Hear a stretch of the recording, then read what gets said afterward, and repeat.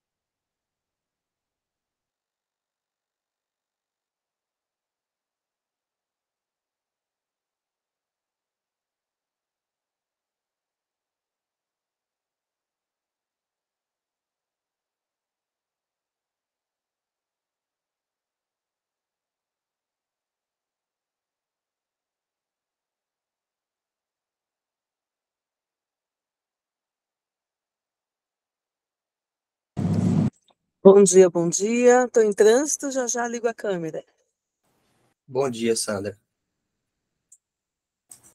Luiz, meu amigo, agora eu acho que a gente já pode dar início. Eu vou fazer uma pequena apresentação. O Luiz, ele é procurador do Estado de Alagoas, é doutorando lá na UNB, salvo engano, é com o professor Fabiano Hartmann, é isso, Luiz? Professora Débora Bonar. Débora Bonar, exatamente. E também mestre pela Universidade de Alagoas, né? E vem conduzindo projetos no campo da regulação da inteligência artificial, inclusive participou ativamente da elaboração da primeira lei de regulação da inteligência artificial lá em Alagoas. Então, Luiz, se você quiser fazer mais algum complemento, sinta-se à vontade e, por gentileza, você está com a palavra para nos abrilhantar essa manhã com seu conhecimento. Obrigado. Bom dia a todos, é um prazer imenso estar aqui. Eu agradeço o convite do professor Devanildo, do professor Guilherme, do professor Jair também. Espero poder contribuir com os debates, especialmente nesse momento que é importantíssimo de discussões sobre os aspectos regulatórios da inteligência artificial, que é uma tecnologia de propósito geral que tem impactos transversais, inclusive em todas as áreas jurídicas, seja no direito laboral, seja eventualmente no direito penal, no direito administrativo e no direito civil. Portanto, nós precisamos de uma reflexão ampla e vertical sobre o tema, especialmente porque ele ainda está evoluindo dentro do Congresso Nacional. Nós temos hoje uma comissão temporária, vou falar um pouco sobre isso, de inteligência artificial, que ainda está recebendo algumas propostas relacionadas à adaptação e à customização do projeto de lei, que tem por objetivo regular o uso da inteligência artificial em caráter geral. Bom, eu separei a minha fala aqui em alguns tópicos, né? Inclusive, Devanildo, posso passar esse material para vocês, para que a gente possa especificamente tratar desse tema regulatório que é tão importante à luz do nosso contexto atual. O primeiro ponto que eu gostaria de pontuar para vocês, relacionado diretamente à regulação da inteligência artificial, envolve o caráter, como eu disse, de tecnologia de propósito geral, que é a inteligência artificial, e os seus impactos em todas as áreas do direito. Naturalmente, nós precisamos ter uma preocupação com os aspectos regulatórios, especialmente para que tenhamos segurança jurídica necessária para promover esses arranjos ligados às transformações sociais relacionadas ao uso da inteligência artificial. Nós vivemos um momento paradigmático, até mesmo porque olhamos para uma sociedade plataformizada, uma sociedade digitalizada, falamos um pouco hoje sobre o Homo Digitalis e sobre a necessidade de alguma maneira, dimensionar os aspectos jurídicos relacionados a essa modificação das relações intersubjetivas. E, portanto, o direito se impõe, diante da sua normatividade, como locus adequado para regular, de alguma forma, esse processo transformacional impactado pelo uso da inteligência artificial. E nós percebemos, como eu disse, que a inteligência artificial ela acaba promovendo, eu não diria modificações, mas refundações de institutos jurídicos clássicos e fundamentais. Basta a gente pensar hoje, por exemplo, no âmbito do direito processual civil, nós estamos trabalhando as perspectivas ligadas às cortes online, né, especialmente no que diz respeito às iniciativas e os projetos de inteligência artificial, que abarcam aí gerenciamento de precedentes judiciais, estão relacionados, por exemplo, né, à própria execução, a execução fiscal, e também tem possibilitado a arquitetura de meios adequados de resolução de conflitos, inclusive online, no caso das ODRs, né, das Online Dispute Resolutions. E também, se a gente pensar, por exemplo, no âmbito do direito laboral, que é centro, né, e base aqui das nossas discussões nesta manhã, nós temos, de fato, né, uma modificação das estruturas, especialmente pela modelagem de contratação que se tem, todas as discussões relacionadas à mudança propriamente das relações laborais em sociedades plataformizadas, quando olhamos para os debates que estão instaurados relacionados especialmente às contratações via as plataformas e os modelos, inclusive, de relações trabalhistas que se estabelecem hoje, moderadas pela inteligência artificial e os impactos disso, inclusive no que diz respeito ao reconhecimento ou não desses eventuais vínculos. E também no âmbito de direito laboral, nós temos vários cases, né, inclusive relacionados à própria Amazon, de contratações moderadas por inteligência artificial e os impactos que isso gera, especialmente no que diz respeito, né, à proteção de grupos vulnerabilizados. Se nós pensarmos aí no desenvolvimento ou nos modelos de design desses sistemas, que em alguma medida, né, podem refletir preconceitos ou discriminações que estão na base da própria sociedade e da forma como esses sistemas são estruturados, né, e criados, isso de alguma maneira pode refletir aspectos discriminatórios em relação a grupos, inclusive dentro dos processos de contratação. Sem falar, né, no direito laboral, nas modificações que nós sofremos hoje nas próprias profissões, inclusive, né, na mudança da dinâmica do desenvolvimento de alguns trabalhos e também, né, do desaparecimento de alguns campos de trabalho, naturalmente, em função da evolução desse tipo de tecnologia e como nós teremos, né, de fato, essa proteção estabelecida, né, e essa mudança de perspectiva em relação ao direito laboral. Podia falar aqui de vários campos, né, especificamente sobre essa temática, falei de direito processual, direito laboral, direito penal vive hoje as voltas, né, com as discussões relacionadas ao próprio policiamento preditivo, né, e como os sistemas de inteligência artificial são utilizados, inclusive, para o mapeamento de eventuais delitos, como ele é utilizado, inclusive, para o apoio à tomada de decisão, inclusive indicando ali potenciais índices de reincidência de apenado. Todo mundo aqui, sem dúvida alguma, conhece o clássico caso do Compass dos Estados Unidos. Enfim, nós temos, né, uma mudança de perspectiva e a gente tem que olhar para a inteligência artificial, né, nessa perspectiva de tecnologia de propósito geral, de impacto transversal, entendendo que nós temos, de fato, uma mudança de perspectiva também, né, dos institutos jurídicos tradicionais. Olhando, por exemplo, para o direito civil, a gente percebe uma mudança em relação à própria dinâmica das relações contratuais, até mesmo porque hoje nós trabalhamos com os chamados contratos inteligentes ou smart contracts, ou seja, né, e a gente tem que encontrar soluções, inclusive, que não estão fora da caixa, mas estão a quilômetros de distância dela, para tentar, de alguma maneira, acomodar essa perspectiva, né? E olhar, principalmente para os institutos no âmbito jurídico, sob outra ótica, né? Sob a ótica da sociedade atual, desse arranjo, né? Dessa mudança das relações intersubjetivas, da forma como as pessoas interagem, e dentro também, é lógico, de uma perspectiva que envolva a proteção dos direitos e garantias fundamentais, né? Por isso que tanto tem se debatido sobre a análise do chamado constitucionalismo digital, né? Ou seja, a necessidade de proteção, inclusive, de direitos e garantias fundamentais no ciberespaço, em plataformas, e como isso tem, de alguma medida, se desenhado. Mas, de fato, nós temos hoje uma sociedade completamente transformada, com o uso da inteligência artificial, inclusive, né, em seus modelos mais avançados, como é o caso da inteligência artificial generativa, né, que pode aí ser, de alguma maneira, conceituada como sistemas computacionais inteligentes que têm a possibilidade de produzir, em alguma medida, né, aspas, conteúdos novos, sejam texto, imagem, vídeo, inclusive também dados sintéticos que possibilitam até mesmo o treinamento desses sistemas computacionais. E nós aqui estamos hoje, né, nesse debate imprescindível relacionado à regulação da inteligência artificial, que é uma discussão que tem permeado, né, todos os debates jurídicos, não só no Brasil, mas no mundo como um todo, como inclusive eu vou aqui tratar de alguns aspectos regulatórios em outros países. Portanto, nesse primeiro momento, só queria mostrar o quanto que esse tipo de tecnologia tem aí o condão de redesenhar as nossas perspectivas no mundo jurídico.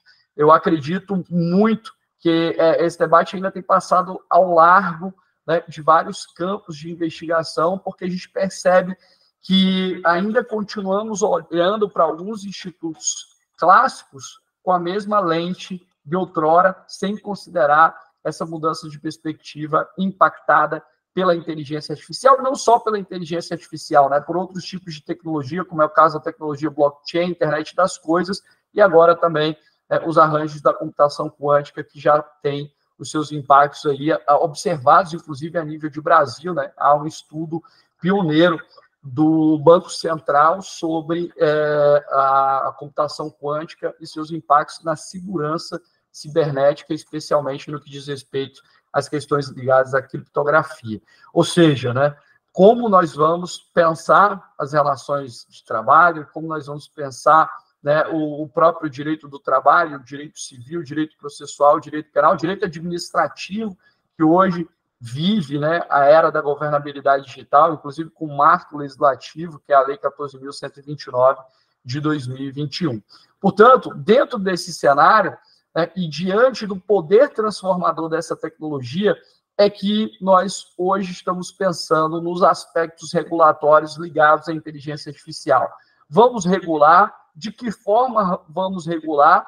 E essa regulação será ou não suficiente para atender, principalmente, a dinâmica relacionada à evolução desse tipo de tecnologia, né? Até porque hoje nós temos um poder computacional enorme, exponencial, que cada vez mais faz com que essas transformações sejam, né, acentuadas a todo momento, né? Ou seja, é algo muito dinâmico, fluido, e a gente tem que pensar se, de fato, o nosso modelo regulatório, as propostas regulatórias atuais, elas darão conta, né, desse câmbio constante que se tem com esse tipo de tecnologia. Então, regular é preciso. Se regular é preciso, de que forma vamos regular? E se regularmos, né, será que isso será suficiente para atender as demandas e as mudanças da nossa sociedade? E aqui eu trago algumas considerações importantes. Primeiro, uma dicotomia, né, de análise em relação à regulação da tecnologia e a regulação do seu uso, né? Por quê? Será que a gente tem que regular a tecnologia, a inteligência artificial em si, né? E a gente sabe que o conceito de inteligência artificial ainda é, em alguma medida, controverso, seja no âmbito jurídico ou das ciências computacionais, mas aqui utilizando, né, uma conceituação clássica, olhando para a inteligência artificial como sistemas computacionais, né, que processam grande quantidade de dados, que indicam ali padrões, enfim, e sinalizam perspectivas de realização através desse processamento massificado de dados. E a gente tem que pensar se a gente tem que regular a tecnologia em si, a inteligência artificial, cada vez mais vem evoluindo. Hoje a gente fala nos modelos Transformers, né, nos modelos LLMs, né, os modelos de linguagem amplo. E será que regular a tecnologia resolve? Principalmente porque, quando a gente pensa em regular a tecnologia, talvez regular a tecnologia em alguma medida possa frear a inovação, né, estancar a inovação em alguma medida, e também, né, se a gente regular só e tão somente a tecnologia, nós podemos naturalmente ter alguns problemas ligados à defasagem, né, dessa regulação. Então, talvez, e aqui fica uma provocação inicial, nós tenhamos que pensar na própria regulação do uso da tecnologia, né? Regular o uso e como as pessoas utilizam a tecnologia e quais os impactos dessa tecnologia, principalmente em relação à dinâmica da sociedade. Então, pensar em regular tão somente a tecnologia pode gerar impactos relacionados à defasagem dessa regulação e, especialmente, de algum modo, pode frear um pouco do processo de inovação relacionado ao desenvolvimento da tecnologia. Talvez regular o uso, né, e os seus impactos, inclusive nos direitos e garantias fundamentais, pode ser um caminho mais salutar e eficiente dentro dessa perspectiva regulatória, que é algo que a gente precisa pensar, inclusive na arquitetura desses projetos de lei que estão em desenvolvimento hoje no Congresso Nacional. A gente tem olhado muito, eu vou falar daqui a pouco, para o PL 2338, para o seu substitutivo, né, mas nós temos, só para vocês terem uma ideia, no Congresso Nacional, nós temos hoje em tramitação, em andamento, 56 projetos de lei que envolvem, em alguma medida, o uso da inteligência artificial. Então, nós temos uma pulverização, né, dessas iniciativas. Hoje há uma certa concentração para essa regulação geral, né, através do PL 2338, do seu substitutivo e da Comissão Temporária de Inteligência Artificial que foi instituída no Congresso Nacional. Porém, nós temos várias iniciativas pulverizadas, como eu disse, 56, que, de algum modo, tratam da matéria e regula o uso da inteligência artificial, e é uma preocupação, principalmente para que nós não tenhamos a aprovação de um diploma normativo que depois, né, será modificado a todo momento, ou seja, mapear essas iniciativas que estão em desenvolvimento no Brasil, 56 projetos de lei, e eu fiz aqui o meu dever de casa, vou mandar para vocês a indicação de cada um desses projetos, inclusive o que eles tratam, especialmente para que a gente possa acompanhar, né? Nós temos projetos já de 2024, por exemplo, tratando da modificação da lei de propriedade industrial, inclusive para indicar a possibilidade de nós termos patentes de produções relacionadas a sistemas computacionais inteligentes. Mas olhando para essa perspectiva regulatória, sem dúvida alguma a gente tem que pensar se vamos regular a tecnologia e o uso, mas também a gente tem que ver para o modelo que está sendo desenhado a nível mundial, né? Talvez um dos principais debates hoje no Brasil, quando a gente olha para o PL 2338, que tem na sua base estruturante, né, o diálogo com o chamado AI Act lá da União Europeia, que ele recentemente aprovado, todos vocês provavelmente conhecem, que é um modelo regulatório que necessariamente está conectado com a criteriologia de riscos, né? Ou seja, regular a inteligência artificial fundada na perspectiva dos riscos. Luiz, meu amigo. Mandou mensagem aqui, eu não estou compartilhando os slides ainda, tá? Eu vou disponibilizar os slides para vocês, com material mais robusto, inclusive para auxiliar aí nas pesquisas, tá? Mas a gente falou inicialmente dos impactos da inteligência artificial nos vários ramos jurídicos. Eu estou trabalhando os aspectos regulatórios, regulação de uso, regulação da tecnologia, e quando a gente adentra, né, nos aspectos regulatórios, a gente tem que pensar também quais são as abordagens regulatórias que nós temos em mente. Falei que o PL 2338 está muito conectado com o IA Act, lá da União Europeia, mas a gente tem praticamente 3 abordagens regulatórias, né? A abordagem regulatória principiológica, ou seja, a perspectiva de estabelecer-se ali princípios, diretrizes, parâmetros éticos. Nós temos uma abordagem voltada para os riscos inerentes à aplicação, por exemplo, de uma determinada tecnologia, como é o caso da inteligência artificial, e nós temos uma abordagem fundada, né, em direitos, ou seja, nós podemos ter, dentro dos aspectos regulatórios, esse tripé, né, de ter uma abordagem fundada em princípios, fundada em riscos e fundada em direitos, né? Na verdade, o aspecto central, inclusive, da regulação desenvolvida no âmbito da União Europeia é uma abordagem fundada e focada nos riscos especialmente, não que não trate de direitos e garantias fundamentais, mas a tônica dessa regulação é uma tônica voltada para os riscos, inclusive estabelecendo quais riscos serão ou não aceitáveis. Isso é importante para que a gente possa, de alguma maneira, verificar se essa regulação é salutar ou não, né? Nós temos, inclusive, né, a indicação dentro da regulação europeia de algumas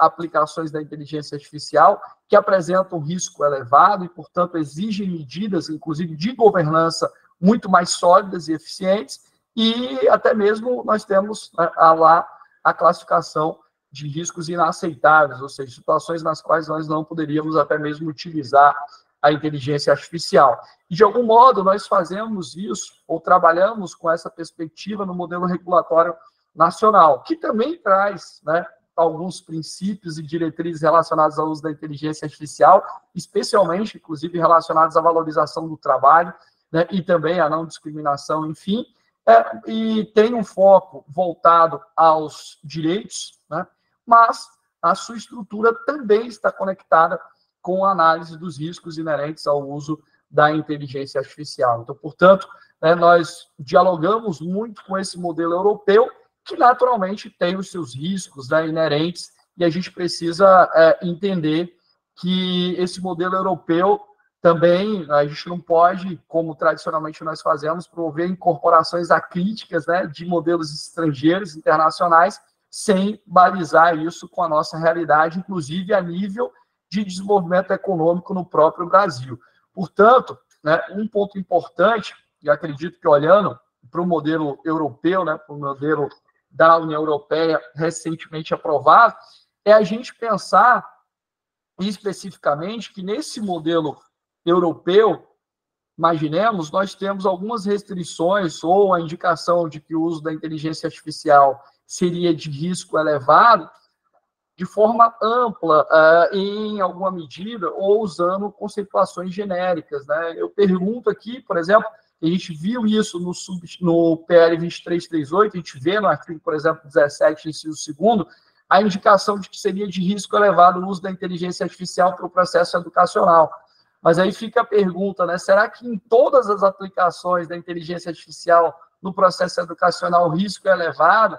Será que nas situações nas quais, né, nós tenhamos aí discussões relacionadas a uma educação customizada, né, como já vem sendo realizada em alguns países, ou uma educação adaptativa, fundada ali nas necessidades daquele aluno, será que todas as aplicações ligadas à educação, elas, de fato, são de risco elevado?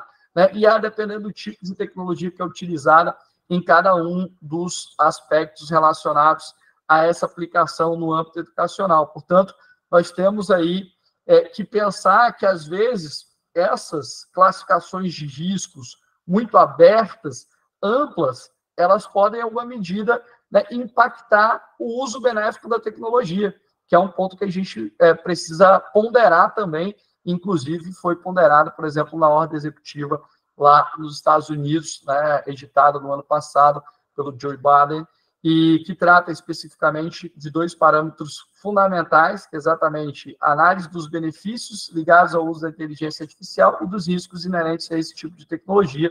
E talvez, né, essa classificação de riscos tão aberta, ela possa impedir o uso da tecnologia em situações que seriam benéficas, e talvez a gente tenha que pensar que nem sempre, né, nós temos gradações do uso desse tipo de tecnologia que às vezes não terão ou não apresentarão riscos tão elevados e muitas vezes tem o mesmo tratamento, inclusive a nível de exigência e de governança, né, desse tipo de tecnologia. Então, será que o modelo europeu é o modelo mais adequado, inclusive para ser internalizado dentro do nosso sistema jurídico, como vem sendo com o PL 2338, lógico, com as modificações inerentes no âmbito do substitutivo atualmente apresentado, é pensar, né, que nós temos três estruturas regulatórias: regular por princípios, regular por riscos e regular por direitos, e essa abordagem europeia é fundada nos riscos, e a gente percebe também que a abordagem europeia ela tem certas exigências, né, densificadas, inclusive de governança, enfim, que trazem também um ônus amplo para os desenvolvedores. É importante que nós tenhamos medidas de governança, inclusive, né, para acompanhar o desenvolvimento dessas tecnologias, para que nós não tenhamos, inclusive, né, nenhum desvio em relação à violação a princípios e a direitos fundamentais, mas no modelo regulatório europeu você tem uma arquitetura, inclusive, de governança de IA, que pode, que está replicada hoje no nosso PL 2338 no substitutivo, que pode, em alguma medida, e isso foi mapeado pelo TCU, daqui a pouco eu vou falar sobre isso, pode, em alguma medida, impactar, né, no próprio desenvolvimento desse tipo de tecnologia por players de menor porte. Então, vejam que, a depender de como você regula, você pode estimular a formação de oligopólios e monopólios, ainda mais, porque muitas vezes só grandes players conseguem atender às exigências, né, e, por exemplo, players de menor porte ficarão de fora, né, desse tipo de desenvolvimento. Então, são questões que precisam ser pensadas, né? E nós temos, por isso que alguns, né, trazem críticas ao modelo regulatório europeu, principalmente pelo frear da inovação. E nós temos também outros tipos de regulações já, né, em desenvolvimento no âmbito mundial. Eu chamo a atenção aqui para a regulação do Reino Unido, né? A regulação do Reino Unido, ela é fundada na inovação, então ela é uma regulação mais soft, mais flexível, né, que dá conta dessa necessidade de adaptação aos cenários impostos pela inteligência artificial. Então, é uma regulação mais flexível, que estimula a inovação e que também é adaptável para as novas situações, inclusive de desenvolvimento de tecnologias outras que venham a surgir. Então, é um arcabouço mais amplo e, em alguma medida, atento a essas situações relacionadas ao incentivo à inovação, né, esse modelo regulatório do Reino Unido, e também não restrito e fechado, como é, né, o modelo europeu. E também destaco aqui que nós temos, hoje, nos Estados Unidos, né, nós temos a ordem executiva, né, editada pelo presidente da República, que está muito fundada, inclusive, nessa análise dos benefícios e dos riscos inerentes ao uso da inteligência artificial, até mesmo, né, quando nós estruturamos a legislação de Alagoas, né, a Lei 9095 de 2023, que regula o uso da IA no âmbito da administração pública, nós fizemos o mapeamento dos riscos inerentes ao uso da tecnologia na administração pública e dos benefícios que são gerados em decorrência do uso desse tipo de tecnologia. Então, é muito importante também a gente ponderar esses dois cenários, até mesmo para não estabelecer uma regulação muito excessiva, né, e que impeça, né, o aproveitamento desses incentivos que são inerentes ao uso da inteligência artificial também no âmbito do poder público, com as cautelas necessárias, inclusive, como eu disse, com a proteção de direitos e garantias fundamentais, com a defesa, por exemplo, da necessidade de uma maior transparência, de controlabilidade, né, que são aspectos centrais hoje nas discussões relacionadas ao uso da inteligência artificial, naturalmente, a necessidade de termos uma melhor explicabilidade, né, inclusive para que, a partir daí, o controle seja viável em alguma medida, né, e depois eu vou falar que, na verdade, essa ideia de transparência e de explicabilidade não significa meramente uma externalização da formulação matemática do algoritmo, mas significa eu conhecer minimamente, inclusive, imaginemos aqui nas relações laborais, quais são os critérios que estão norteando uma seleção curricular, quais são os critérios que estão norteando, né, uma eventual fiscalização trabalhista, quais são os critérios que estão norteando ali toda a dinâmica da interação entre, né, os partícipes de uma relação trabalhista, ou seja, a gente precisa olhar, né, para esses critérios de transparência e explicabilidade com a indicação de parâmetros próprios para o uso desse tipo de tecnologia. E, além disso, nós temos outros modelos regulatórios, eu falei aqui da União Europeia principal, mas Estados Unidos, Reino Unido, China, enfim, que tem alguns desenhos regulatórios, mas o principal é nós pensarmos como nós vamos desenhar isso aqui no Brasil, né? Especialmente por conta das discussões que hoje estão travadas aqui. Deixa eu só pedir aqui licença para agora sim compartilhar a tela com vocês, feitas essas considerações iniciais, e para a gente analisar em conjunto. Todos vocês conseguem enxergar aí? Sim, Luiz, perfeitamente. Obrigado. Deu certo? Sim. Ah, beleza, ótimo. Então, a gente percebe, por exemplo, Deixa eu só... Pronto, agora foi.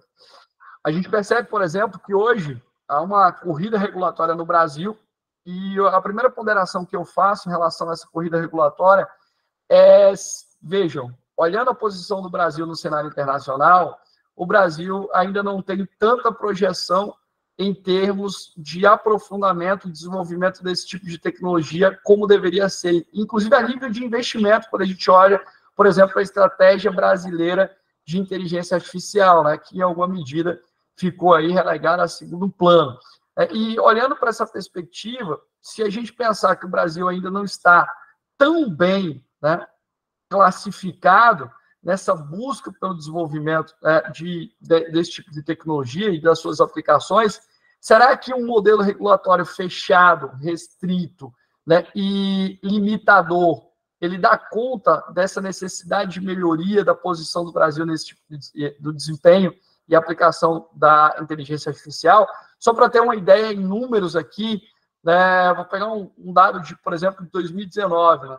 2019, os Estados Unidos investiram 205 milhões de dólares, né? E a gente pensar aqui em desenvolvimento de projetos envolvendo inteligência artificial, está falando de 2019. Né? A China ali na casa dos 45 milhões de dólares, o Brasil, 1 milhão de dólares. Então, se a gente pensar no modelo regulatório brasileiro como modelo regulatório que, em alguma medida, possa conter, né, esses incentivos à inovação, a gente pode ter problemas no posicionamento do Brasil na competitividade internacional. Então, esse é um ponto que a gente precisa naturalmente pensar. Como eu disse, a gente tem 56 projetos de lei em andamento no Congresso Nacional, tratando das mais diversas matérias, desde deepfakes, né, uso da inteligência artificial para criação de conteúdo falso, passando por propriedade industrial, e nós temos, né, a base estruturante desse aspecto regulatório, que é o PL 2338 de 2023 e o substitutivo que agora foi apresentado. Como eu disse, esses projetos, eles estão aí, eles têm a missão de regular o uso da inteligência artificial em caráter geral, ou seja, né, tangenciando todas as áreas, especialmente. Inclusive, quando a gente olha para o substitutivo, daqui a pouco eu vou falar sobre isso, ele tem um capítulo próprio para tratar das questões trabalhistas, né, que a gente não vislumbrava no PL 2338 dentro de uma tipificação específica, mas ainda de modo muito tímido, né, porque os impactos são das mais diversas ordens, como eu disse anteriormente, nas relações laborais. Então, hoje a gente tem o PL 2338 em andamento, que é um PL que dialoga muito, né, com a regulamentação europeia e também está baseado em riscos, tá? Também está baseado em riscos, ou seja, estabelece ali riscos que são aceitáveis, inaceitáveis, né, riscos elevados dentro da perspectiva do PL. Como eu disse, há uma preocupação e essa preocupação, de algum modo, ela foi suavizada com o substitutivo do PL 2338, só para trazer esse aspecto para vocês. No PL 2338, especialmente no artigo 17, nós tínhamos lá a indicação de todos os eventuais campos nos quais nós teríamos risco elevado para o uso da IA. Então, por exemplo, o uso da IA na educação, artigo 17, inciso 2º, seria aí de risco elevado, exigir uma série de cautelas, né, adicionais para a aplicação desse tipo de tecnologia. Né? O uso na saúde também, né, que seria considerado, de algum modo, de risco elevado.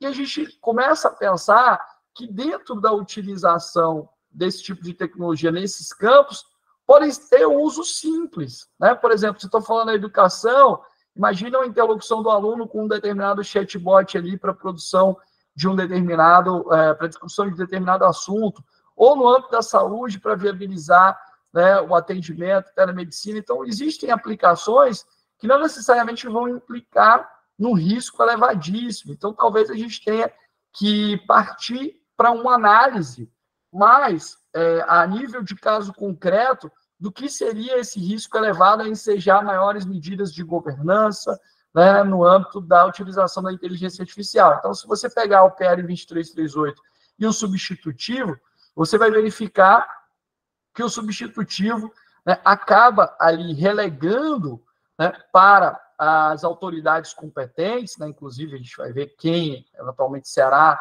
alocado como autoridade competente. A gente tem pleitos, né, por exemplo, da própria Autoridade Nacional de Proteção de Dados, da ANPD, ali, para que a ANPD seja esse órgão competente central no que diz respeito aos aspectos regulatórios da inteligência artificial, mas o substitutivo ele relega à autoridade competente esse estabelecimento específico de quais seriam eventuais os riscos elevados ou não, a depender das circunstâncias. Então, traz um modelo mais soft, adaptável, porque se eu coloco, né, se eu elenco uma lista, provavelmente eu vou correr ali o risco de não, né, compreender os cenários, que é esse cenário que é tão cambiante, e também, né, de essa lista, inclusive, ficar defasada, e não atentar para as situações peculiares que podem surgir em casos concretos. Então, nós já temos essa mudança de perspectiva, mas o PL 2338, hoje, especialmente no seu substitutivo, que foi apresentado, já traz essa modificação em relação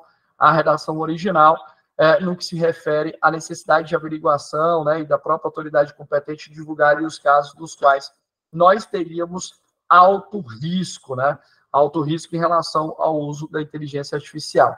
E olhando para o PL e para o seu substitutivo, queria falar muito aqui também dos direitos, né?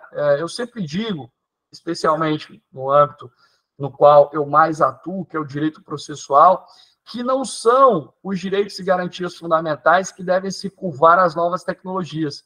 São as novas tecnologias que necessariamente devem passar pelo crivo, pelo filtro dos direitos e garantias fundamentais.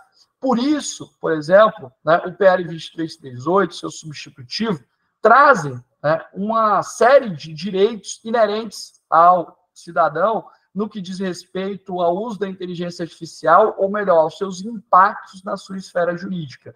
Nós temos aí uma mudança de perspectiva, e acho que falando um pouco de constitucionalismo digital, a gente tem que pensar que novos direitos naturalmente vão surgir em decorrência do uso dessas tecnologias com as quais nós não estávamos acostumados, principalmente em termos de evolução que se tem hoje, e a gente tem que pensar, né, nessa tutela, inclusive, de novos direitos que são decorrentes dessa utilização, por exemplo, da inteligência artificial. Então, o PL 2338, né, o seu substitutivo, falam, por exemplo, do direito à explicabilidade. Nós sabemos hoje que os modelos computacionais inteligentes, eles, de alguma forma, e a gente está falando aqui principalmente da utilização do machine learning, do aprendizado de máquina, do deep learning, né, aprendizado profundo de máquina, eles trabalham, né, com lógicas extremamente complexas que muitas vezes impedem a verificação, inclusive, né, daquela cadeia explicativa na qual nós tivemos ali o resultado que foi apresentado pelo sistema computacional. Então, se nós pensarmos aqui, por exemplo, em um sistema computacional inteligente como que foi utilizado pela Amazon para, né, a seleção curricular, ou, né, por outros players também, nós precisamos ter uma dimensão do impacto desse tipo de tecnologia na nossa esfera jurídica. Porque, por exemplo, vou trazer uma situação prática. Se no arranjo desses modelos, se nós pensarmos aqui, né, que eu vou utilizar um sistema computacional inteligente, por exemplo, para a seleção de um CEO, né, de uma sociedade empresária, se eu, na modelagem desse sistema computacional, eu utilizar o meu legado, ou a base de dados que eu tinha ali dos últimos 50 anos, verificando os perfis dos CEOs, provavelmente, né, a depender da circunstância, o que o sistema vai me indicar processando aqueles dados do meu legado, do passado? Ele vai me indicar potencialmente um candidato homem branco na casa ali dos 50, 60 anos. Então, veja que, como eu disse inicialmente, o uso desse tipo de tecnologia pode, né, externalizar ali um preconceito, uma discriminação estruturante que está na base da sociedade, e aquele que é atingido pelo uso da tecnologia precisa ter instrumentos, inclusive, para a proteção dos seus direitos, com critérios claros de transparência, por exemplo, para essas situações. Não é nada novo em relação ao cenário que nós já temos hoje posto no ordenamento jurídico, os que muitos de vocês aqui já sabem, né, que nós temos na Lei Geral de Proteção de Dados, na LGPD, na 3.709 de 2018, o artigo 20 da LGPD fala, ou trata da explicabilidade, né? E diz lá que quando eventualmente os meus dados, as minhas informações, né, são utilizados por sistemas computacionais, eu preciso saber, né, como é que esse sistema funciona e como eventualmente se chegou àquele resultado. E essa é uma discussão que já era travada no âmbito do direito laboral, sob a luz da própria LGPD, né, da utilização dos dados do próprio empregado, né, pelo empregador, né, ou dos potenciais candidatos para a realização de seleções curriculares fundadas em sistemas computacionais. Então, nós precisamos também ter uma arquitetura que garanta segurança jurídica e proteção desses direitos fundamentais. E por isso, né, há uma tônica, um destaque no próprio PL. Eu podia falar de tantos outros direitos que estão no PL, lógico que o nosso tempo não permite, mas o direito à explicabilidade é algo importante, não sei se vocês têm acompanhado, mas nós temos a PEC 29 de 2023, que tem por objetivo alterar o artigo 5º da Constituição Federal para inserir no rol dos direitos e garantias fundamentais o direito à explicabilidade, né, ou à transparência algorítmica. Então, perceba que é algo fundamental, algum tipo de transparência e explicabilidade, que não seria tão somente você ali externalizar a formulação algorítmica, porque você precisa traduzir isso em termos claros para aquele que foi impactado, mas para mim, né, eu tenho defendido, acabei de escrever um artigo sobre isso, vai ser publicado numa coletânea aí, Brasil-Portugal, coordenado pelo professor Marianone e pelo professor Ricardo Pedro, que eu tenho defendido que a transparência, essa ideia de transparência envolve 4 aspectos centrais. A transparência aplicativa, que é a ideia de você saber que está ali interagindo, ou que eventualmente o sistema computacional inteligente está sendo utilizado, né? A transparência técnica, minimamente saber como aquele modelo funciona, a transparência do processo, do design para a construção daquela ferramenta, inclusive em relação aos dados que foram utilizados, enfim, como aquilo foi arquitetado, e a transparência do resultado, né? Ou seja, de alguma maneira, como é que se chegou àquele resultado, ainda que a ferramenta tenha sido utilizada como apoio à tomada de decisão. Então, vejo que a gente precisa pensar nesses critérios, né? Isso não inviabiliza o uso da tecnologia. Lógico que nós temos modelos hoje tão complexos que nós já trabalhamos um ramo específico, que é o da própria explicabilidade da IA por outras inteligências artificiais, né? Eu cito aqui, inclusive, o artigo da professora norte-americana Ashley Dix nesse sentido. Portanto, a gente tem que ter critérios mínimos para que essa explicação se faça necessária. Então, esse aspecto regulatório da proteção de direitos e garantias fundamentais é indispensável, inclusive no impacto na esfera jurídica, porque como é que eu controlo se eu não tenho qualquer tipo de informação sobre o funcionamento daquele sistema computacional inteligente? Então, vejo que isso já acontece, por exemplo, no Poder Judiciário.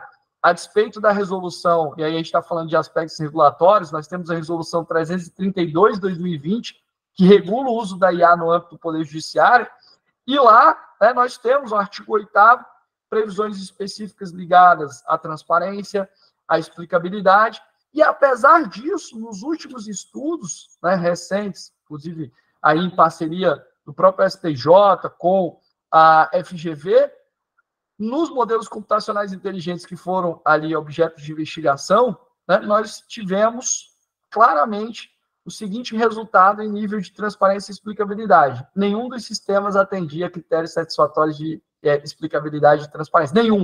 Nenhum. Ou seja, isso é exigido pela própria resolução 332 e nenhum dos sistemas atendia de maneira satisfatória, e isso estava impactando direitos e garantias fundamentais processuais, e continua impactando de algum modo, mas isso seria tema para um outro encontro nosso. Mas, especialmente no que diz respeito a esse modelo regulatório, nós tivemos aqui, inclusive, a análise desses projetos de lei pelo Tribunal de Contas da União.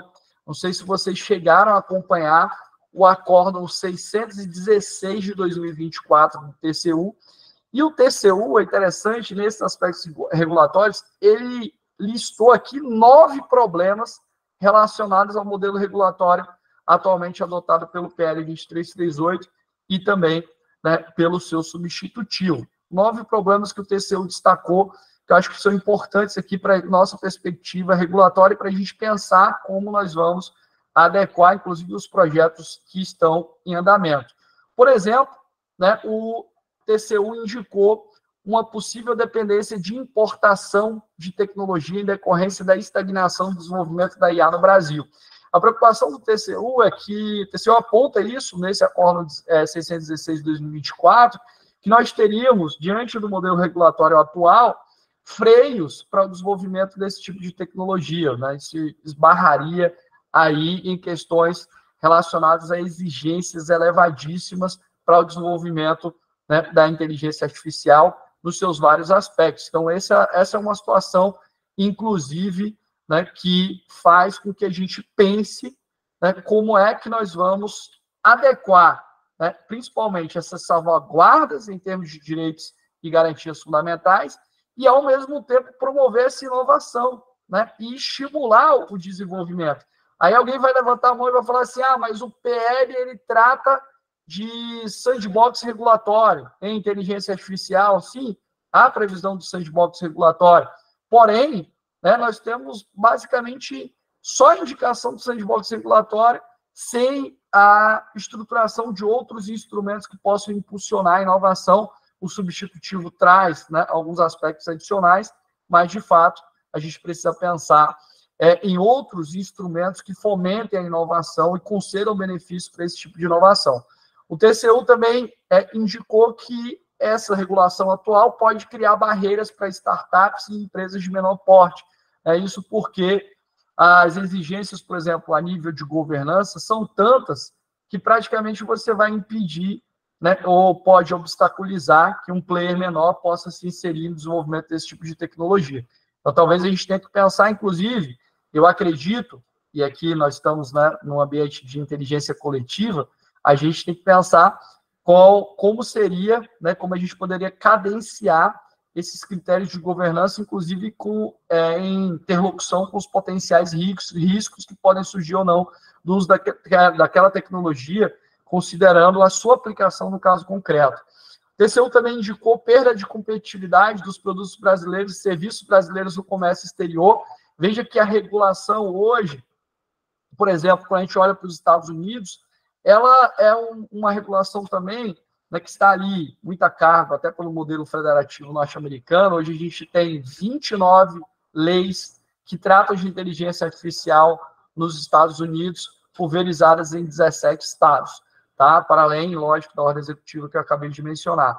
E a gente, quando a gente pensa nesse modelo regulatório, de alguma maneira, né, como nós temos países que têm uma regulação um pouco mais soft, flexível, isso pode estimular, né, como é a regulagem do Reino Unido, pode estimular a inovação, né, impulsionar os projetos e a gente travar isso aqui. Monopólio ou oligopólio, propiciado por regulação excessiva, isso porque, naturalmente, você teria só, né, alguns dos players com condições suficientes para promover a conformidade à regulação, ou seja, a gente sabe que medidas de conformidade, né, custam caro, inclusive porque a gente está falando até mesmo de aspectos ligados a arranjos de segurança cibernética, o que exige, né, um investimento maior, dificuldades na retenção de profissionais de inteligência artificial, definições genéricas impactando áreas desconexas e setores de baixa complexidade. Isso é importante, que até o próprio conceito de inteligência artificial que é utilizado pelo PL 2338 e pelo substitutivo é um conceito tão amplo que você vai acabar colocando na mesma balança um sistema computacional inteligente complexo que é utilizado para a produção, né, de determinados conteúdos com um sistema simples ali de verificação de reconhecimento facial no celular. E a gente vai adotar os mesmos critérios de governança. Será que seria o caso, né? Impedimento ao desenvolvimento de IA para o estabelecimento de direitos autorais. Esse é um ponto importante. Não sei se vocês chegaram a ver o PL 2338, o substitutivo ao PL 2338, que trata especificamente uma parte de direitos autorais. E a gente sabe que os modelos LLMs, eles são treinados com uma quantidade amplíssima de dados, inclusive dados não estruturados disponíveis na internet. Isso tá?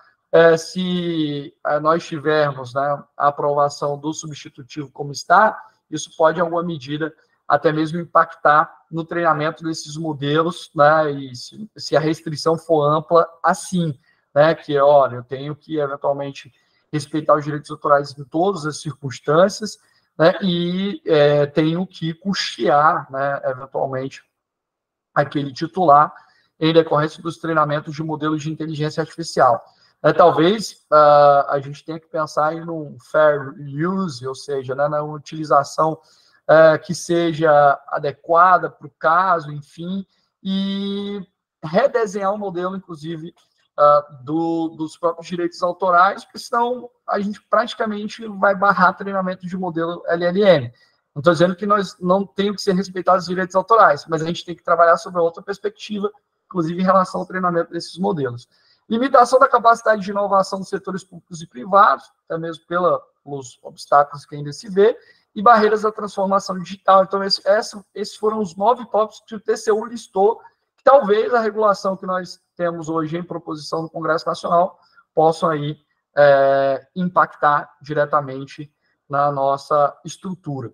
Então, são muitos pontos que a gente percebe que, em alguma medida, esse processo regulatório ele tem que ser bem cadenciado, com balizas e com estándares que são necessários. Lógico que a gente primeiro vai focar, né, na proteção de direitos e garantias fundamentais, e isso está estruturado dentro do projeto, mas a gente também tem que pensar, né, nas medidas de inovação, de incentivo à inovação, porque o desenvolvimento da tecnologia é irrefreável, tem como você parar, né, aquela balela que foi anteriormente, né, discutida no sentido de que, não, vamos aqui, players, vamos nos reunir, vamos assinar uma carta aqui e pausar um pouco o desenvolvimento da IA por 6 meses. Não é algo factível, né?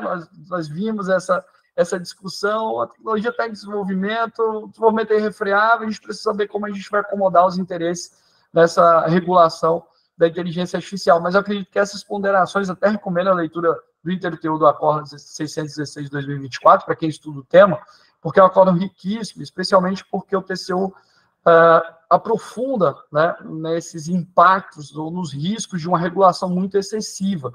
Tanto que, olhando aqui para a nossa regulação, a Lei 9095 de 2023 de Alagoas, a nossa ideia foi proteger direitos e garantias fundamentais, mas, ao mesmo tempo, também incentivar a inovação, com modelos que proporcionassem o desenvolvimento da tecnologia, mas com as salvaguardas, foco na não discriminação, proteção, explicabilidade, contestabilidade, enfim, tudo isso está posto lá na nossa legislação.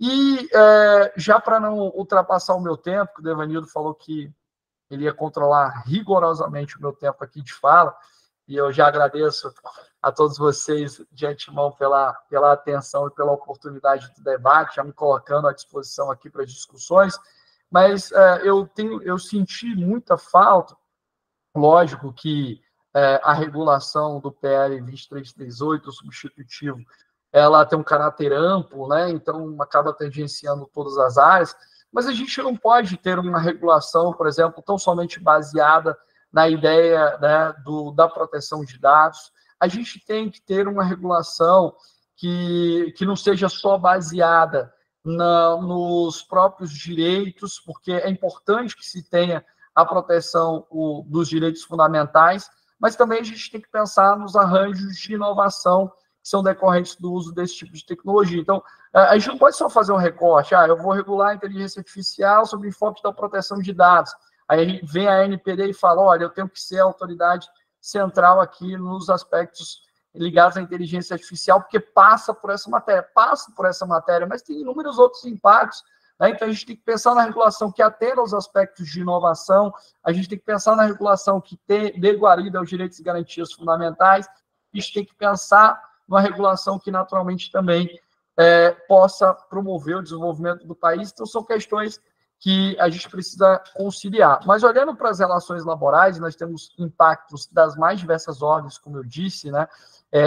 Na própria ontologia da relação laboral, hoje, né, eu acho que a gente tem repensado esse modelo, e as discussões das contratações via plataformas, elas hoje, né, estão em ebulição, todos os debates que vocês com certeza já presenciaram nos tribunais superiores, seja no TST, seja no próprio Supremo Tribunal Federal, discussão relevantíssima, inclusive no âmbito do Tribunal Superior Eleitoral, do Tribunal Superior do Trabalho, em relação à perícia algorítmica, né? Vocês provavelmente acompanharam esse debate, esse é um outro tema muito rico, né?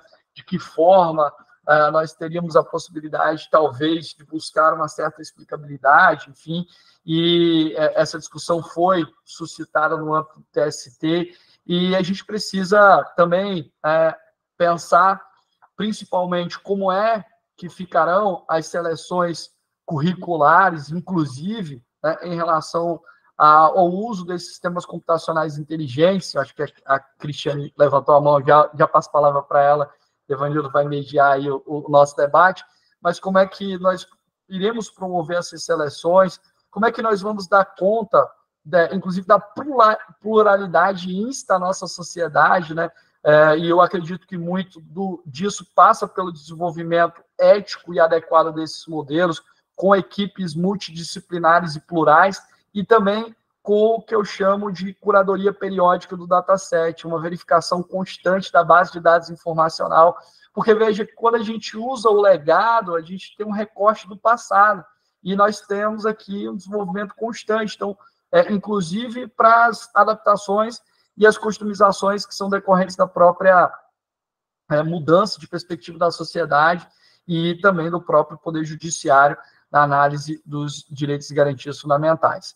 Então, além disso, nós temos que olhar para o uso da inteligência artificial também em relação a eventuais e possíveis substituições decorrentes do uso da inteligência artificial no mercado de trabalho, né? Nós estamos inseridos na chamada quarta revolução industrial e, né, usando aí toda a perspectiva ligada a essa interlocução entre o meio físico, digital e biológico, né? A quarta revolução industrial, inclusive, que tem e apresenta um novo desafio, que é o desafio das novas tecnologias, especialmente da utilização da inteligência artificial, pelo seu potencial de substituir também atividades que seriam naturalmente atividades cognitivas humanas, né? Lembrando que o tema da inteligência artificial não é novo, é um tema que data lá desde a década de 50, né? Quem pensa às vezes que o tema é novo, não, o tema não é novo, não, desde 1950, desde o paper clássico do Alan Turing, né?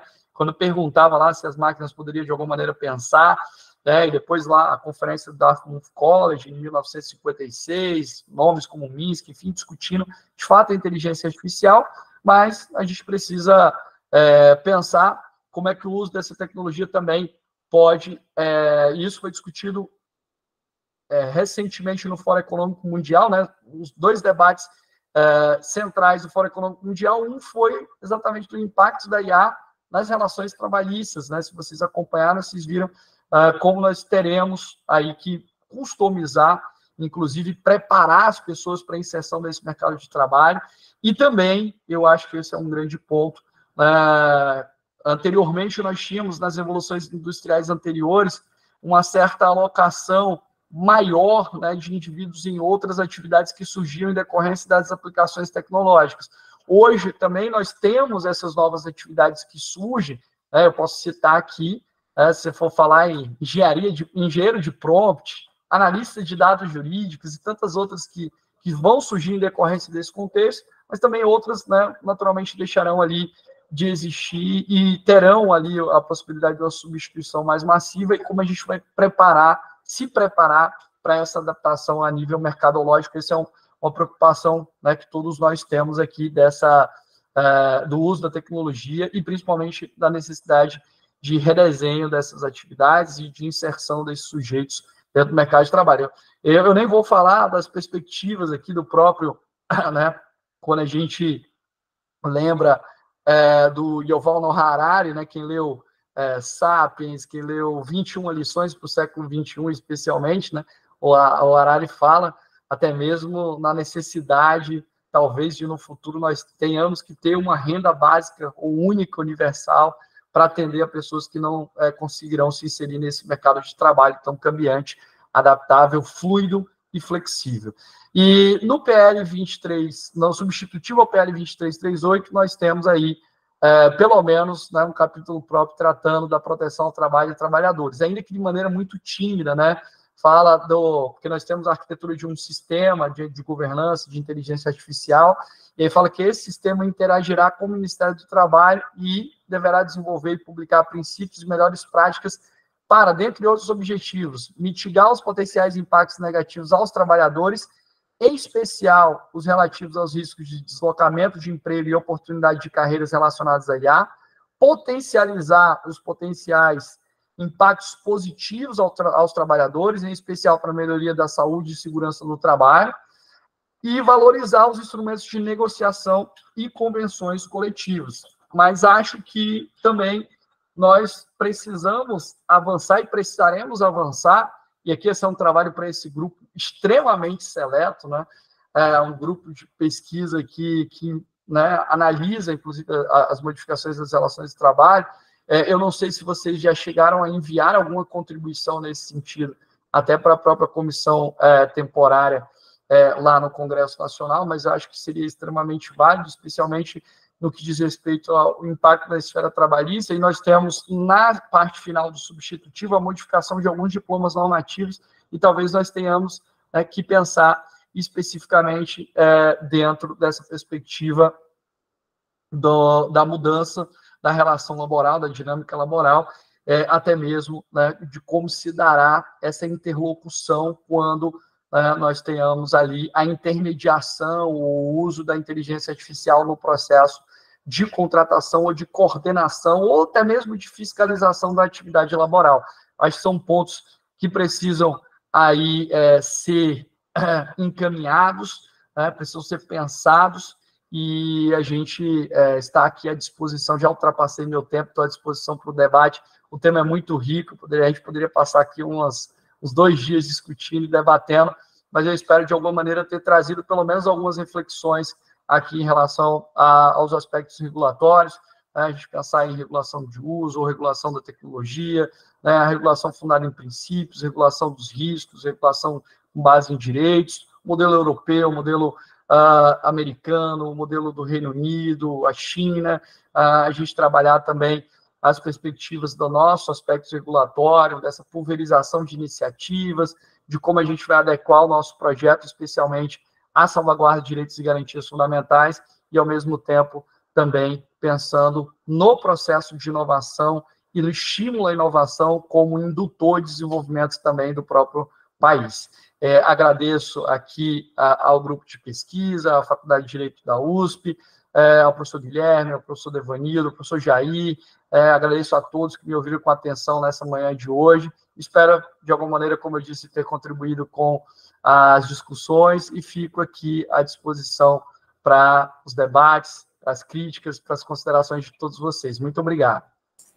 Deixo aqui também só o meu contato, né? Como eu estou falando de regulação de inteligência artificial, eu não poderia escrever aqui meu e-mail, né? Eu tinha que colocar um QR Code aqui para, eventualmente, a gente estender o nosso debate para além dessa esfera. Muito obrigado. Luiz, meu amigo, muito agradecido pela brilhante exposição. Eu vou pedir licença, Cristina, basicamente para ler o questionamento do querido Lauro, que já fez aqui um questionamento no chat. Em seguida, os demais colegas que desejam fazer alguma pergunta, sinta-se à vontade para poder erguer a mão, que eu vou seguindo a sequência, para a gente poder aproveitar a oportunidade do Luiz para trazer mais esclarecimentos para a gente, tá? O querido Lauro, ele perguntou, aqui, ó, deixa eu subir aqui, tá. Talvez nesses pareceres o ponto... e pontos apontados pelo acordo, como, por exemplo, a dependência de importação de tecnologia e a própria estagnação do desenvolvimento do Brasil, esteja a necessidade de criação do modelo nacional de IA. O que o professor Luiz acha, se seria necessário haver um plano nesse sentido, de uma criação de um modelo nacional de IA, se o professor defende a criação de um desenvolvimento interno, e quais seriam as vantagens e quais seriam os pontos negativos dessa opção, se o senhor consegue trazer alguma inferência para a gente a esse respeito. Aí depois eu volto aqui Bom, agradeço ao Laro pela pergunta, né? Excelente pergunta, e destaco aqui que o Brasil tem trabalhado, né, numa estratégia brasileira de inteligência artificial, que está sendo, inclusive, revista, né, no âmbito do Ministério da Ciência e Tecnologia, para que dê conta desse cenário complexificado. Essa estratégia é importante, principalmente para o mapeamento dos projetos que serão prioritários para o desenvolvimento desse tipo de tecnologia. Por óbvio, né, nós teremos algumas soluções in-house, né, desenvolvidas no nosso país, e a gente tem que pensar como é que a gente vai se inserir nesse cenário, principalmente porque, quando a gente pensa, especialmente, e é bom que se diga, no desenvolvimento desse tipo de tecnologia, talvez nós não tenhamos condições de desenvolver alguns dos aspectos, especialmente, quando a gente está falando aqui da inteligência artificial generativa, enfim, dos modelos que a gente já tem, se você pegar o Claude, o Gemini, né, o ChatGPT, talvez a gente precise adequar, utilizar esse tipo de tecnologia, customizar com as nossas necessidades e desenvolver, especialmente, né, eu acho que esse é o ponto, alguns outros aspectos ligados a projetos de necessidade do próprio país. Ou seja, olhando para as nossas soluções, e a gente tem várias a nível nacional, essas soluções são extremamente plausíveis e acho que o Brasil tem muito a crescer, né, em termos de soluções in-house, mas a gente também vai naturalmente importar, de alguma forma, algum tipo de tecnologia, porque, veja, a gente não vai reinventar a roda, especialmente quando a gente olha para os modelos LLMs, mas a gente pode trabalhar uma outra perspectiva e uma outra aplicação, inclusive em decorrência do treinamento, né, desses modelos aqui no Brasil, enfim. Então, acho que a pergunta é importante, porque a gente tem que ter uma estratégia bem definida, né, uma estratégia de inteligência artificial bem definida para o mapeamento dos projetos que serão prioritários, no que a gente vai investir, como a gente vai investir, onde a gente vai alocar recursos, quais são as áreas imprescindíveis, eu tenho que olhar para onde, tenho que olhar para a cibersegurança, eu tenho que olhar, né, especialmente para o desenvolvimento de alguns modelos ligados, por exemplo, à prestação de serviço público, enfim, né, como é que eu vou adequar esses modelos, mas ao mesmo tempo, né, e é importante o desenvolvimento dessa estratégia, mas ao mesmo tempo a gente tem que pensar que a gente não vai reinventar a roda, não vou criar um novo modelo LLM, enfim, provavelmente a gente vai ter essas customizações e essas aplicações específicas em determinados casos, mas o Brasil precisa se posicionar, ter isso muito evidente e impulsionar, né, o desenvolvimento desse tipo de tecnologia, como eu sempre digo. Mas a gente tem que impulsionar, a gente tem que investir, a gente tem que desenvolver, mas a gente não tem que atropelar direitos e garantias fundamentais. Esse anteparo é importante, né, e é necessário. Então, sim, acho que a gente tem que ter uma estratégia brasileira de inteligência artificial como nós temos, mas muito mais definida, porque ela está, né, em reanálise, inclusive diante desse cenário novo, o uso das IA generativas, dos modelos LLMs, mas a gente também não vai reinventar a roda a nível de investimento e desenvolvimento, a gente tem que pensar em campos que, inclusive, são prósperos. Eu cito aqui, para quem não sabe, eu falei anteriormente, né, o Brasil é hoje também uma grande referência em relação ao desenvolvimento ou à discussão de protocolos ligados à criptografia pós-quântica, né? Então, o Brasil tem se posicionado já nesse cenário de alguma forma. Então, é bem interessante, esse arranjo mundial também buscar desenvolvimentos nessa área. Eu estive no último ano acompanhando, eu estive no Uruguai, estive na Finlândia, na Estônia, Portugal e Espanha, né, tratando dessas questões ligadas, inclusive, à transformação digital, e é impressionante ver que alguns países, né, como estão amadurecidos em alguns campos, e nós também avançamos muito em termos de transformação digital, digitalização de serviços, mas, por exemplo, o campo da cibersegurança no Brasil ainda é um campo que precisa avançar mais, a gente tem uma deficiência, né? Só para vocês terem uma ideia, existem 5 níveis de cibersegurança, enfim, a gente só tem nível de proteção, estrutura governamental até o nível 4, né? Nem o Banco Central, salvo engano, tem nível 5 de cibersegurança. Então, essas questões também são importantes, estão dentro da perspectiva, inclusive, da proteção da soberania nacional, e a gente precisa, né, também se colocar e se posicionar enquanto protagonista. Acho que isso é um ponto importante. Eu agradeço a pergunta e nós precisamos também contribuir, né, nas audiências públicas com essas discussões relacionadas à arquitetura da estratégia brasileira de inteligência artificial. Lauro, meu amigo, se você quiser fazer algum apontamento, sinta-se à vontade. Não, só agradecer e devolver a palavra. E cumprimentar o professor Luiz Vale aí pela sua brilhante exposição, né? Muito obrigado, meu amigo. Obrigado pela pergunta. Muito obrigado, Lauro. Cristiane, por gentileza, você está com a palavra. Oi, obrigada. Doutor Luiz, muito obrigada pela palestra, parabéns, excelente colocação, e já pegando o gancho do que o senhor falou sobre a cibersegurança no mundo, né? A minha formação é em cidades inteligentes e sustentáveis, e eu fiz um curso durante o mestrado, justamente na Universidade de Haifa, sobre o desenvolvimento tecnológico nas cidades e como que isso se desenvolve nas cidades. E uma das discussões que muito se pega nessas questões é como esse desenvolvimento tecnológico vai afetando, às vezes, o direito individual das pessoas e o peso entre o que é coletivo e o que é privado, porque muitas vezes a gente tem que abrir, até por mão da segurança, a gente tem que abrir mão dos nossos direitos privados até em prol do direito coletivo. E isso é uma coisa que se desenvolve muito, é as tecnologias e como elas se integram nas cidades. Eu acho que isso seria muito interessante também para enriquecer a pesquisa. Perfeito. Inclusive, o tema das Smart Cities é um tema que eu gosto muito, especialmente porque isso traz à tona uma questão, inclusive, a nível filosófico da própria sociedade da vigilância, né? E como a gente vai, inclusive, utilizar, processar esses dados, né, que são, muitas vezes, eu falo sobre a ótica do poder público, né? O poder público é o que mais coleta e processa dados, enfim, porque tem uma gama enorme de interlocução com o próprio cidadão. E nessa arquitetura das cidades inteligentes, né, como que nós vamos utilizar esses dados, especialmente na tutela dos dados pessoais, não só dos dados pessoais, mas da própria privacidade, né? Porque hoje a gente, né, tem essa análise bidimensional, inclusive por conta da própria Emenda Constitucional 115, da própria Lei Geral de Proteção de Dados. Então, na arquitetura das cidades inteligentes, esse é um grande desafio, inclusive na utilização de sistemas de inteligência artificial.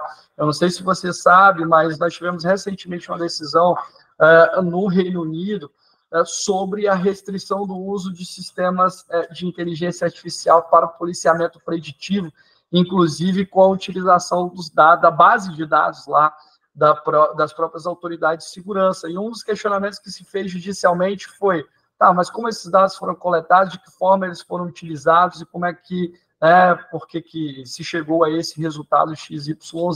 Então, no desenvolvimento de cidades inteligentes, a gente tem que pensar, assim, nessas questões, inclusive no projeto de lei 2338, no substitutivo, né, existem algumas restrições, inclusive, para o uso da inteligência artificial, no mapeamento, inclusive, do indivíduo. Eu acho que, nesse ponto das Smart Cities, a gente poderia evoluir aqui para a discussão até mesmo de neurorights, né? Ou seja, você vai fazer uma verificação de um aspecto comportamental do indivíduo, né? E os próprios projetos regulatórios impedem, né, por exemplo, o uso dos sistemas de inteligência artificial para ranqueamento do cidadão, né, como a gente chegou a ver em alguns casos, por exemplo, na própria China, né? Ou seja, você, diante da arquitetura das cidades inteligentes, pensando aqui na própria internet das coisas, a IoT, né? Ou seja, nessa utilização dos dados ali entre indivíduos, objetos, e essa verificação, esse mapeamento,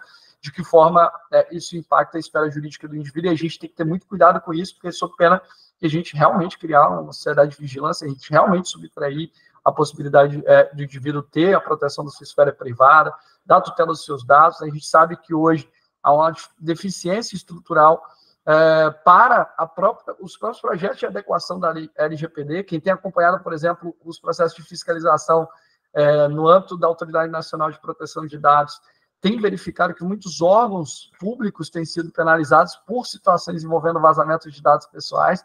Ou seja, a gente ainda tem um desafio muito grande em termos de adequação no próprio poder público, e você trouxe um ponto que eu reputo que é fundamental e imprescindível, que é aquele ligado a como nós vamos, por exemplo, olhando para o poder público, desenvolver esse tipo de tecnologia sem resultar especialmente numa dependência tecnológica de grandes players privados, né? Ou seja, você vai ser cooptado por esses players, você muitas vezes não vai saber como os dados que estão, né, ali em poder público serão utilizados por esses players.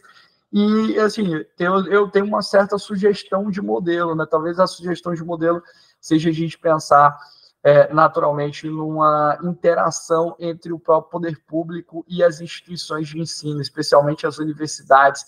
Nós precisamos estimular a pesquisa, né, inovação no âmbito das universidades, e esses projetos feitos em parceria, como alguns exemplos que nós temos, eles têm surtido bons resultados e impedem que haja essa dependência tecnológica tão grande de alguns players privados. Então, acho que a sua preocupação é extremamente válida, a gente tem que ter, né, modelos muito bem desenhados. O seu tema é fantástico, o tema das cidades inteligentes, que ele tangencia várias áreas, né, inclusive a próprio redesenho da prestação de serviço público, que, falando em benefício customizado, direcionado, né, a Lei 14.129 fala uma política pública orientada por dados, né, ou seja, a necessidade de alocação eficiente de recursos e a construção de cidades inteligentes, naturalmente vai nessa lógica, inclusive, do desenvolvimento sustentável. Então, a gente tem que pensar, né, como nós vamos aqui também promover essa salvaguarda da esfera jurídica do indivíduo, e acho que isso passa também pela própria efetividade da LGPD, passa também pelo desenvolvimento responsável das tecnologias, né, inclusive das tecnologias de inteligência artificial, e passa pela impossibilidade de você ranquear o cidadão e de controlar ali a sua esfera, que deve ser minimamente protegida, e a gente não pode ter praticamente essa fusão entre a esfera privada e pública do indivíduo, subtraindo-lhe a possibilidade, inclusive do tradicional já, né, que é a base estruturante do direito à privacidade, lá atrás, que é o direito de ser deixado só, né, o right to be left alone, né, ou seja, essa ideia de pelo menos você ter ali o seu espaço mínimo de proteção. Espero ter respondido a sua pergunta. Luiz, meu amigo, até devido à cuidado do tempo, eu já vou pedir à querida Claudirene para que ela faça a pergunta, e em seguida a gente vai ter que sair por conta do evento lá em Brasília, para a gente poder prestigiar também o professor. Aí, tá com a palavra, querida Claudirene. Eu acho que seu microfone ainda está fechado.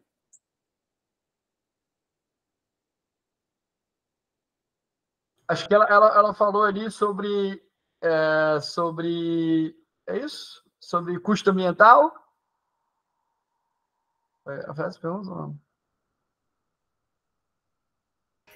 Fui eu que pus essa pergunta sobre o custo ambiental. Eu queria trazer, tudo bom? Parabéns pela apresentação. Oppenheimer é um filme que recentemente, né, nos mostrou a criação de uma bomba atômica.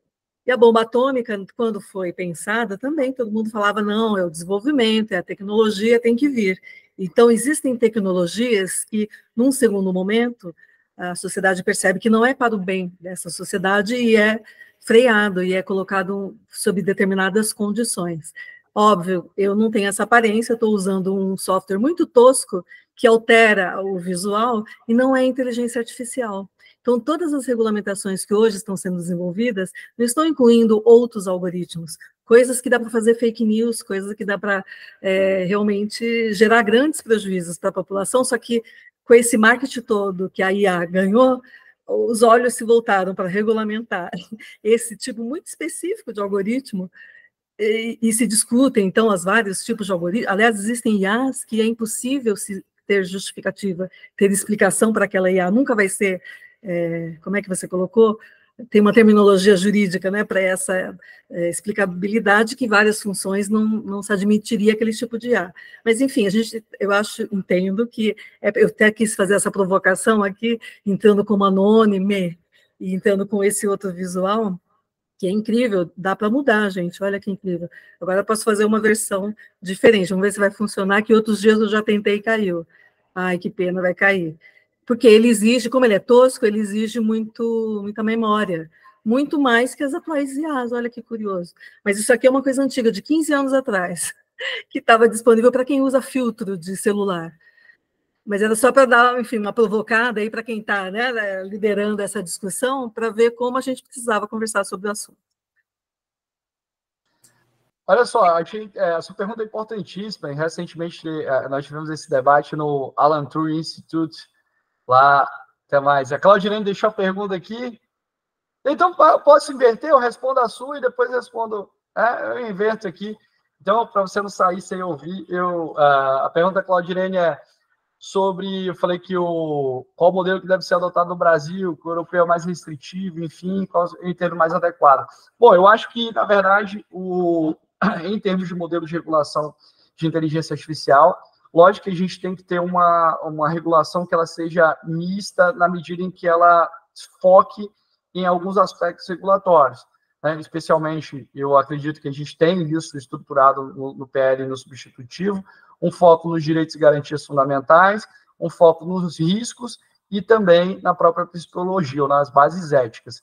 Mas a gente tem, e acredito, né, que olhar também para isso, não ter uma incorporação do modelo europeu plenamente, mas a gente tem que ter um modelo regulatório que atende para essas perspectivas, mas que não seja tão rígido como é no cenário atual. Né? Ou seja, que traga alguns aspectos mais flexíveis. Vou dar exemplos. Né? Quando a gente olha, especialmente para os critérios de governança, a gente vê critérios de governança bem acentuados para alguns casos e sem considerar, né, a criteriologia de riscos efetivos e concretos em determinados casos. Então, eu acredito que a gente precisa, naturalmente, trazer um pouco mais de flexibilidade para o projeto que nós temos atualmente. Ou seja, é fundamental que a gente não trabalhe só com a incorporação do modelo europeu, que tem lá suas críticas, mas que a gente traga um pouco mais de flexibilidade, inclusive para estimular o próprio desenvolvimento da tecnologia e, especialmente, promover a inovação necessária. Então, é fundamental que a gente tenha uma certa mescla. Né? A gente olha também para o modelo do Reino Unido, que é um modelo baseado na inovação, baseado em dois aspectos, adaptabilidade e flexibilidade. Ou seja, a gente também tem, né, adequações mais softs. E ainda nessa perspectiva, eu acho que, olhando para o nosso cenário, a gente precisa de um maior amadurecimento das discussões regulatórias, até a nível de Congresso Nacional. Né? O pessoal ainda está batendo cabeça por lá. Mas nós temos propostas eficientes para adequar esse modelo, como eu disse, né? Trazendo maior flexibilização para alguns casos, com as salvaguardas que são necessárias, e também implementando maiores instrumentos de inovação que não se restrinja só ao sandbox regulatório, como hoje está previsto. Acho que...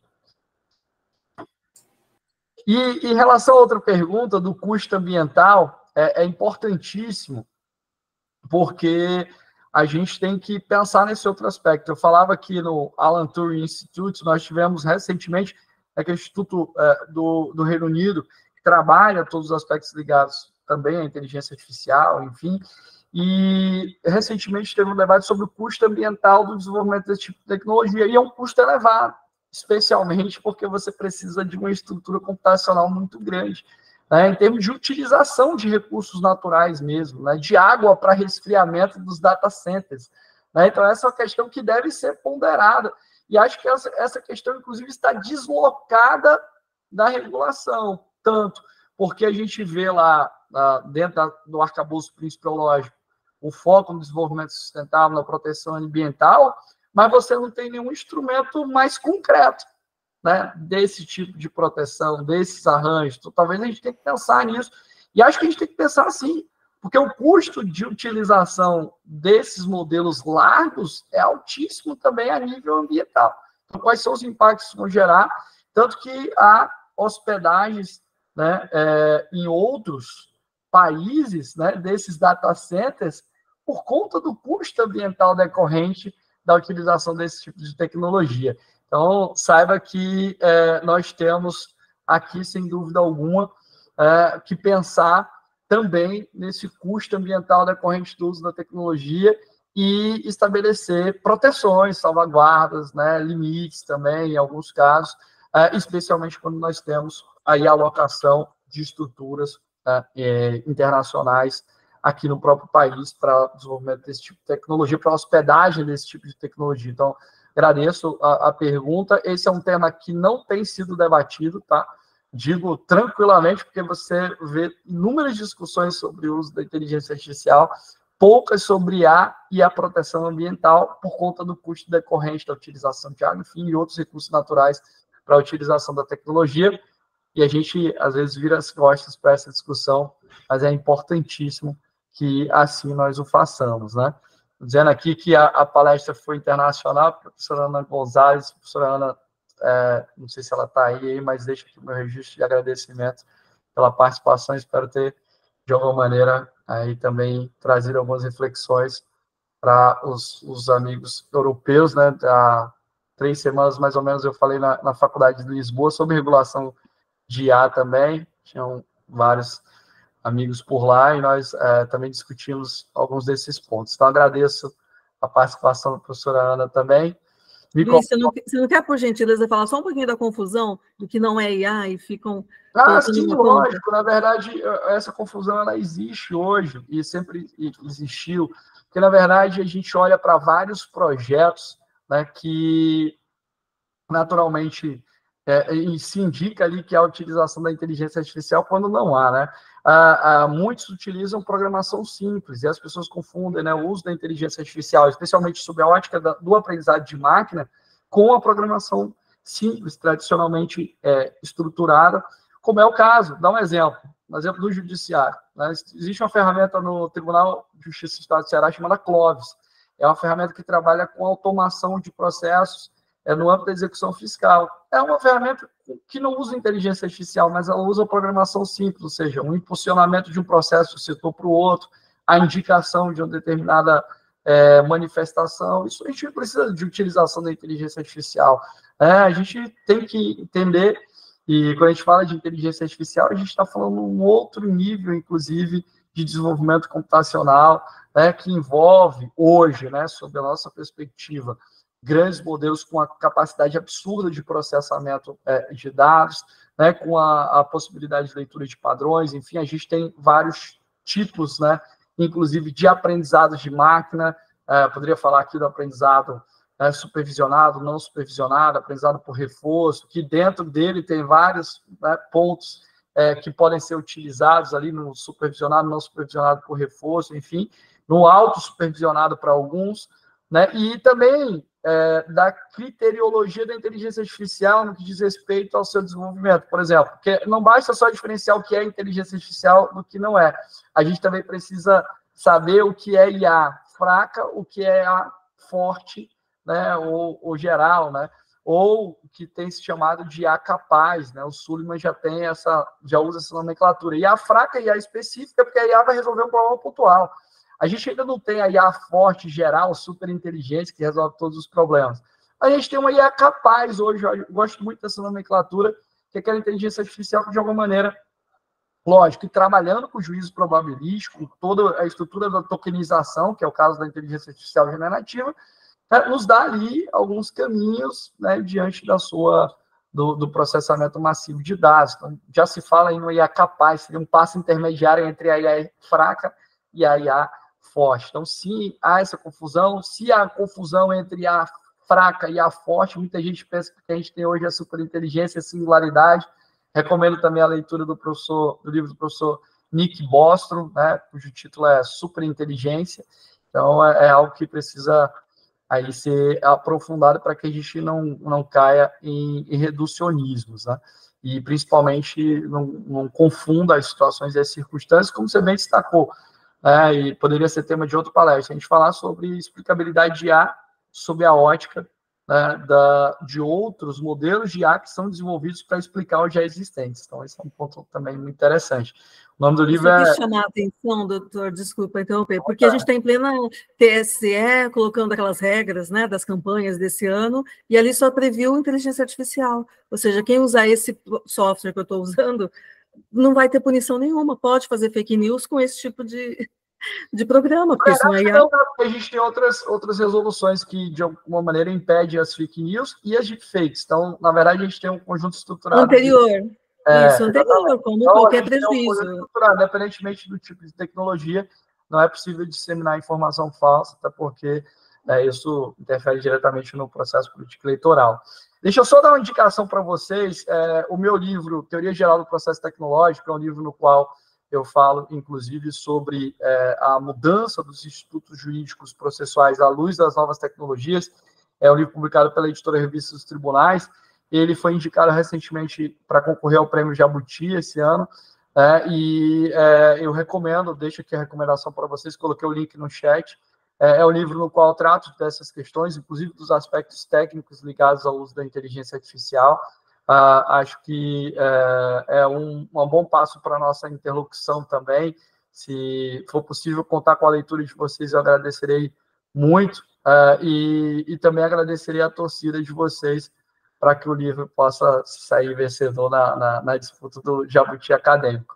Mas, de alguma forma, eu agradeço a disponibilidade de vocês, agradeço as perguntas, o debate foi muito rico. Agradeço a atenção aí com que me ouviram, especialmente o professor Jair, o professor Devanildo, os demais professores que estiveram por aqui. Espero que vocês que já estão, né, e já trazem tantas reflexões para os alunos, espero que de algum modo eu tenha contribuído, pelo menos para lançar aí novos debates nessa discussão importante que é relacionada ao uso da inteligência artificial. Muito obrigado, e eu passo a palavra para o Devanildo, que eu acho que vai finalizar. Alguém tinha pedido a palavra, acho que foi a Ana Paula. Ana, por favor. Sou eu. Bom dia, gente. Eu só quero parabenizar o professor Luiz, faço questão de adquirir o livro e agradecer muito pela sua presença. Parabéns pelo seu trabalho, viu? Obrigada. Obrigado, Ana Paula. Obrigado por me ouvir, obrigado pelo carinho. Pessoal, pois oficialmente a gente finaliza o encontro de hoje. Eu, particularmente, só me cabe agradecer muito a gentileza do Luiz. Inclusive, Luiz, reitero aqui os agradecimentos do professor Jair. Depois do agradecimento como esse, eu fico até acanhado de tentar agradecer, porque o professor Jair já fez aqui uma contribuição denotando o impacto de sua apresentação de hoje, que, segundo a fala do professor Jair, eu concordo bastante, teve uma repercussão bem esclarecedora aqui, pelo menos para a gente, e sem dúvida alguma, uma palestra de nível internacional que vai ajudar bastante os colegas pesquisadores que estão aí se debruçando em teses, em dissertações. Então, sem dúvida alguma, seu material e suas contribuições serão de grande valia para o aprimoramento acadêmico aqui no nosso país. Colegas, a gente encerra até para que a gente possa também acompanhar, mesmo que virtualmente. A Ana já falou lá no meio do pátio, lá em Brasília, ela já está se prontificando para acompanhar o evento pessoalmente lá e fez a gentileza de vir aqui acompanhar a sua fala. Então, a gente encerra. Um abraço para o professor Guilherme também, parabéns. Será entregue. Obrigado. Tchau, tchau. Obrigado, pessoal. Tchau, tchau. Um abraço. Tchau, tchau. Tchau, professor. Prazer. Até mais. Obrigado. Parabéns, Devanildo, pela presidência.